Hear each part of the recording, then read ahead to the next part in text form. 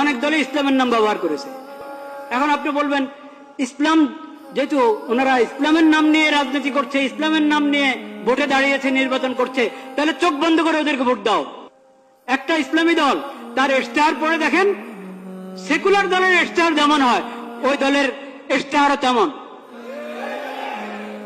ইশতেহার তো বড় কিছু না, আসলে ইশতেহার তো আসলে বড় কিছু না যে শুধু ইশতেহার দেখেই কাউকে ভোট দেওয়া যায়।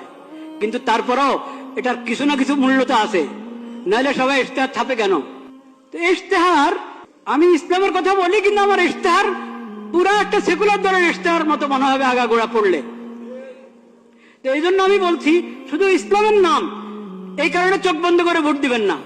মানবিক দেশ কিভাবে? মানবতা। কোন মানবতা? পশ্চিমাদের মানবতা না ইসলামী মানবতা?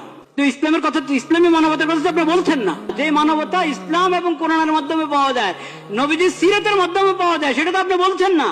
মানবিক বাংলাদেশ, নিরাপদ বাংলাদেশ, এটা যে কোনো সেকুলার দ্বারা বলতে পারে।